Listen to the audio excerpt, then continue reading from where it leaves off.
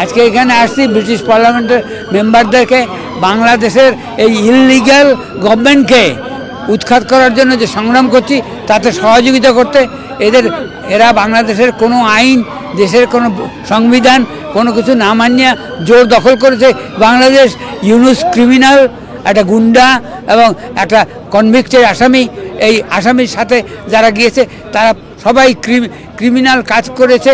গত এক মাসে তারা 30,000-এর উপরে বাড়ি ধ্বংস করেছে, 6,000-এর উপর ঘরে মানুষকে হত্যা করেছে। এর জন্য এদেরকে এখনই উৎখাত করে এদের বিরুদ্ধে শাস্তির ব্যবস্থা করে জননেত্রী শেখ হাসিনাকে তার যথাযোগ্য মর্যাদা নিয়ে দেশকে নিয়ে আসবো। আমরা তো আসছি স্বৈরাচারী গভর্নমেন্টের বিরুদ্ধে দখল আদায়। এরাও স্বৈরাচার। আমাদের গণতন্ত্র সরকারে হাঁটাইয়া আমাদের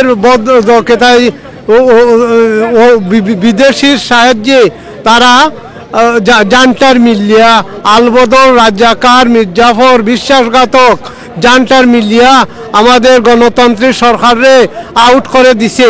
এখন আমরা আবার বাঙালি জাগতে হবে। সংগ্রামে যেরকম জাগছিলাম সেই রকম জাগে আমরা আবার আমাদের নেত্রীকে ফিরাইয়ে আনে আমাদের দেশকে আবার পূর্ণভাবে। আমরা তো স্বাধীন আছি, কিন্তু আমাদের হাত থেকে এই রাজাকাররা দেশ নিয়ে গেছে। তখন আমরা আবার এই দেশকে মুক্ত করতে হবে। আর কোনো উপায় নাই। যার যা কিছু আছে, যে শেখ মুজিব বলছিলেন না, তা নিয়ে আমাদের এই শত্রুদের মোকাবিলা আমাদের দাঁড়াতে হবে। আর কোনো উপায় নাই। মাননীয় প্রধানমন্ত্রী জননেত্রী শেখ হাসিনা এখনও সাংবিধানিকভাবে বাংলাদেশের প্রধানমন্ত্রী। উনি পদত্যাগ করেন নাই এবং উনাকে বর্তমান মার্কিন সাম্রাজ্যবাদ, ডক্টর ইউনুস এবং জামাত শিবির, পাকিস্তান, চীনের ষড়যন্ত্রে এবং সেনাবাহিনী প্রধানের ষড়যন্ত্রে দেশ ত্যাগ করতে বাধ্য হয়েছেন।